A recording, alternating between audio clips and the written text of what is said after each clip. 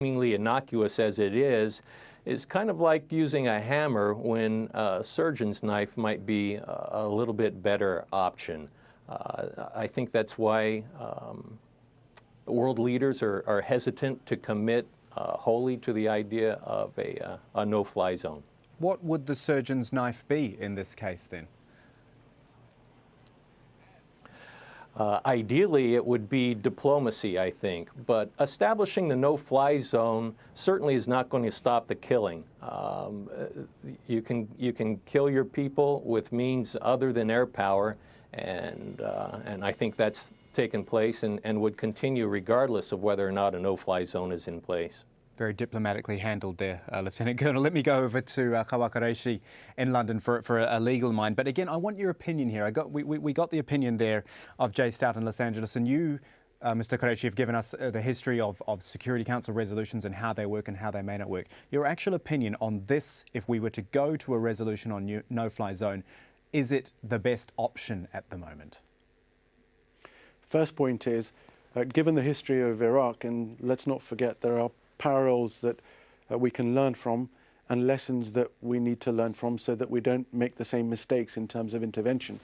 There was considerable opposition to the no-fly zones in northern and southern Iraq from Russia and China.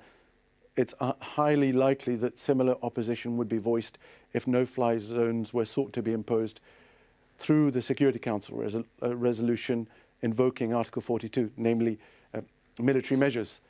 So it seems unlikely that the Security Council would authorize such use of force, which leaves it to states of their own volition to use force. The logistical difficulties of establishing, patrolling Libyan skies, as vast as they are, having access to airstrips the UK has in Cyprus at Akrotiri, the US is positioning its aircraft carriers in the Mediterranean, that might enable the aircraft to patrol the skies. But fundamentally, the questions are, what will this achieve? Will it be counterproductive? Are there other ways of going about this? And we can see that the killing is taking place. Artillery bombardment is being used. You have ground troops who are carrying out offensives, however weak and enfeebled they may be.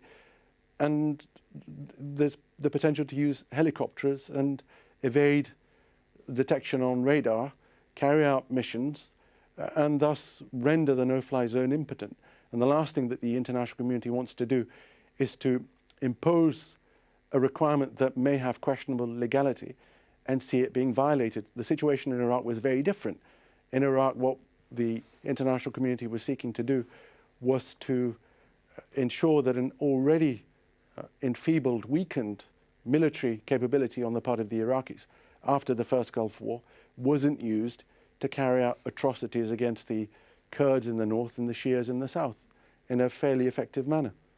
Wahid Burshan, over there at the border, Tunisian-Libyan border, let's actually move past the idea of a no-fly zone, because we don't know if it's going to actually come into place or not, and whether it will be done by a UN Security Council or not. My question to you is whether you think that talk of no-fly zones and sanctions and all these things are actually just stepping stones on the way to something much bigger, that perhaps the international community is looking at Muammar Gaddafi and the regime right now and saying, you know, there's probably only one option to get rid of him. Well, I think we need to be very, very careful of that. I mean, you mentioned earlier, it is about the Libyan people. The Libyan people have already decided to look beyond this gentleman, and they are looking for the future. They want to develop a modern society, a modern country, and I think they are looking for the day where they hopefully can do this as seamlessly as possible, or as easy as possible. I'm not sure that's available to them at this point. So looking from that perspective, I think if they and they feel that they're capable of doing so, what you need to look for is ways to assist them and empower them, give them the confidence. I don't know, I'm not a military man, but maybe give them some intelligence and you know, to be careful of certain situations and so on and so forth. That kind of I don't know if you could call it a positive support, if you will. I think that probably be much more conducive to them.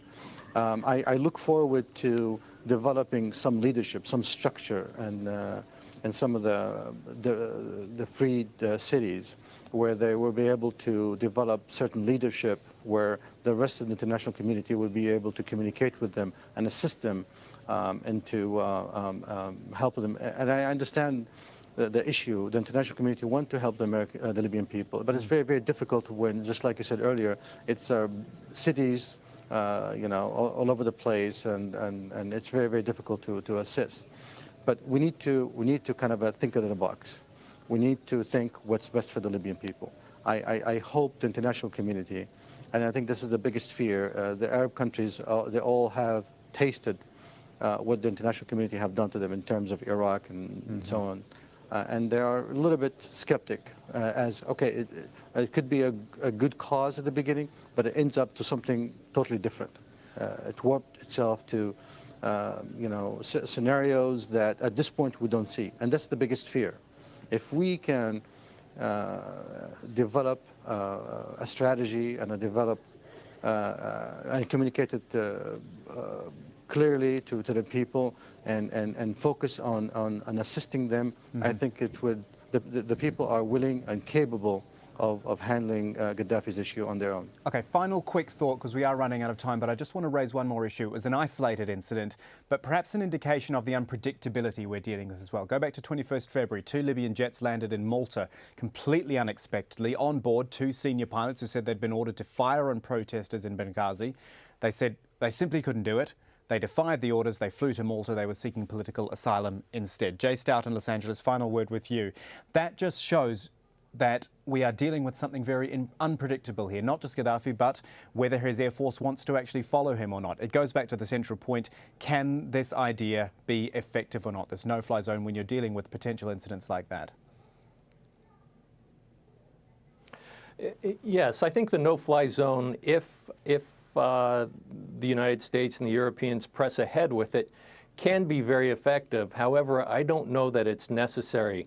Those 2 pilots who defected, again, are very indicative of a fractured Air Force.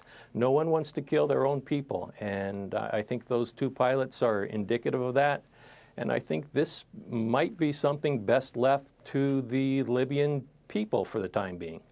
Gentlemen, we've covered a lot of ground, a lot of different topics, but it's a very interesting one as well, and I'm glad to have all of your viewpoints there. Jay Stout, who is in Los Angeles, he's a former US fighter pilot. We've had Wahid Borshan as well, a Libyan political analyst, and Khawa Qureshi, who is an international law specialist, giving us all the angles on this idea of a no-fly zone over Libya. Gentlemen, thank you. And thank you, our viewers, for joining us for Inside Story. As ever, we welcome comments and suggestions. You can hop on the email if you like.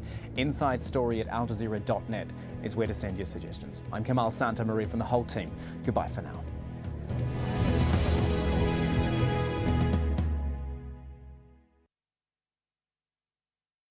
Behind the harsh reality of headline stories, creative forces are constantly developing.